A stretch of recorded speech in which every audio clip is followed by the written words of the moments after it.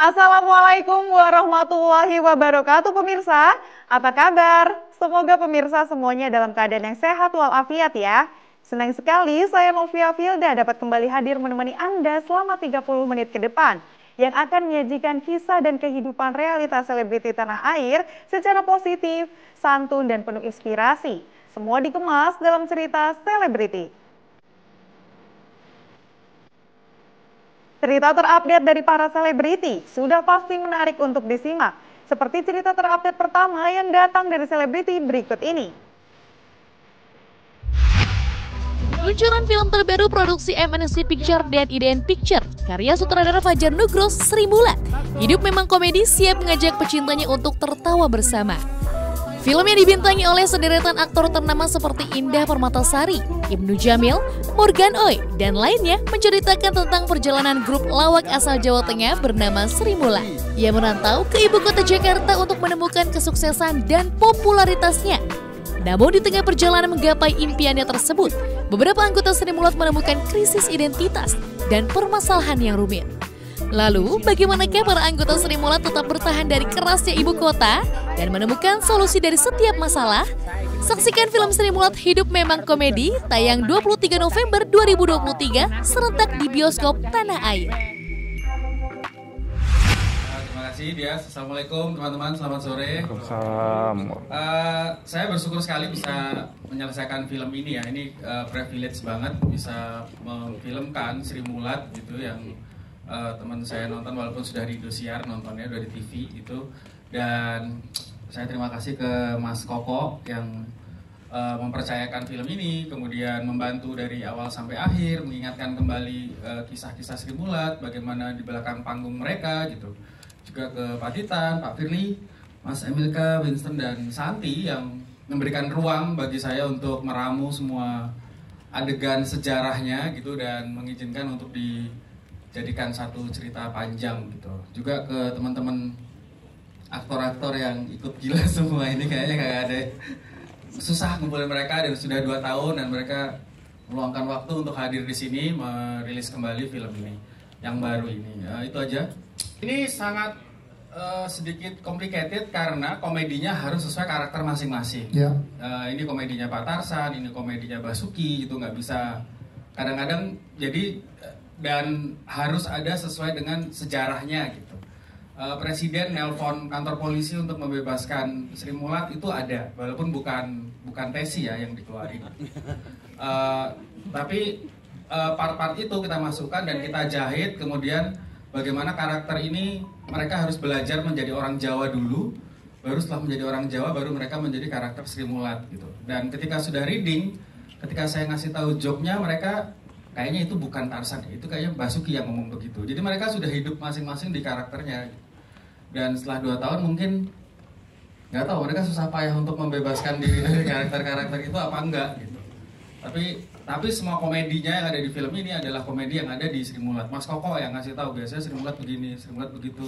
Terus kita mikirin gimana bisa menjadikan satu cerita, bagaimana gegar budaya orang Jawa pertama kali ke ibu kota, dari panggung harus tampil di depan kamera, pasti ada demam apa ya istilahnya, demam kamera ya? Bukan demam panggung, orang panggung, demam gagap teknologi terhadap gagap budaya terhadap teknologi gitu. Ada culture shocknya, mereka nggak tahu harus gimana gitu. Itu kita rekam semua dan kita membangun panggung Sri Mulat di TVRI persis seperti yang dulu dipakai di TVRI. Juga kostum-kostumnya persis. Jadi panggung terakhir di bagian terakhir filmnya itu persis kita meremake total ceritanya. Gitu. Selamat sore kawan-kawan media yang sudah menyempatkan hadir pada sore hari ini. Yang pertama, saya bisa bilang ini termasuk salah satu produksi yang sangat personal buat saya gitu, maupun di belakang kamera atau di depan kamera gitu. Karena dari proses juga banyak banget. Mungkin saya tidak akan bisa memerankan kalau misalkan nggak ada kawan-kawan di belakang ini gitu. Karena contohnya waktu di set juga saya nggak harus khawatir respon kawan-kawan akan seperti apa, karena saya juga sangat yakin teman-teman pada waktu itu juga udah jadi karakter mereka masing-masing di dalam gitu. Jadi nggak ada kekhawatiran apapun gitu. Dan sama-sama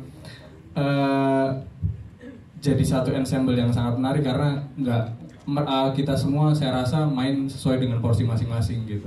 Dan komedinya juga bahkan di belakang kamera pun banyak lagi apalagi depan kamera gitu. Halo, selamat sore semuanya. Iya,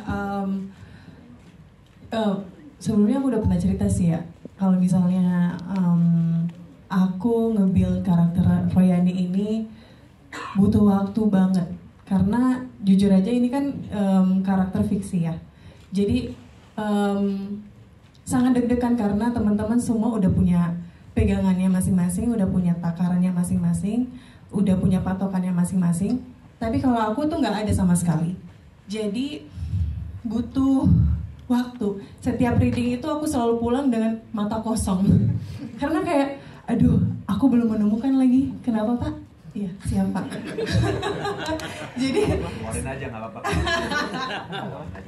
Jadi selalu deg-degan gitu karena sampai seminggu 2 minggu reading itu aku belum bisa menentukan si Royani ini akan seperti apa gitu. Tapi bersyukur banget juga bertemu dengan teman-teman di sini, sebuah vibes yang luar biasa karena itu sangat membantu juga untuk menjadi lawan main bersama teman-teman di sini. Selamat sore semua teman-teman media yang hadir, terima kasih. Prosesnya karena saya bukan ODGJ. Orang dengan gen Jawa ya. Oh iya itu maksudku. Iya. Itu. Jangan susah dulu ya. Betul. Ya karena bukan ODGJ, jadi awalnya sih saya tahu Sri Mulat nih akan dibikin. Ya udahlah, nggak ada ekspektasi ya. Karena nggak casting juga gitu, karena emang sangat jauh gitu. Bukan orang Jawa pikirannya, tapi tiba-tiba ditelepon sama Mas Nugros. Serius? Apa nggak salah? Film lain kali gitu, tapi akhirnya dikasih tahu kalau misalnya harus memegang tanggung jawab sebagai Bung Paul, itu prosesnya luar biasa sih. Untungnya dibantu banget sama teman-teman, sama Mas Rosa terkecuali yang sudah banyak membantu ngasih input ya. Karena jujur referensi Bung Paul itu videonya burem kalau di YouTube, fotonya juga burem kalau di Google, kayak titik-titik doang gitu. Jadi aduh gimana nge-searchnya referensi karakternya gitu. Jadi banyak dapat informasi sih sebenarnya. Saya risetnya dari informasi Mas Nugros, Mas Rosa, Mas Koko, teman-teman juga bantuin. Terus ada senior saya juga bantuin saya. Malah justru kalau saya sih enggak. Jadi kalau nggak salah 1 bulan ya, kurang lebih lah 1 bulan proses kita workshop, ada juga pendalaman karakter. Saya merasa minggu ketiga itu masih saya bingung. Pak D. Tarsan tuh harus gimana ya? Tapi lama-lama begitu Mas Rosa mulai masukin formula-formula ajaibnya, itu nggak tahu kenapa tiba-tiba di imajinasi saya bayangin Pak D. Tarsan tuh, oh kalau jalan begini, oh dia gaya bicaranya begini. Kebetulan juga dipermudah dengan saya kenal juga secara pribadi dengan Pak D. Tarsan, saya jadi bisa berhubungan langsung. Dan setelah itu, kalau tadi pertanyaannya juga gimana cara melepasnya atau lama dan segala macam, saya nggak tahu ya. Istri saya tuh sampai gedek banget lihat saya. Katanya saya menjadi pribadi yang berbeda. Kita juga kali. Ya soalnya kan saya nggak nanya istri kamu. Saya nggak tahu istri kamu gimana. Ya saya tahu istri saya. Orang rumah tuh pokoknya agak sedikit aneh. Ya. Tapi ya udah berjalannya waktu, ya nggak tahu itu cepat atau lambat. Nanti survei dulu ya ke istri. Survei.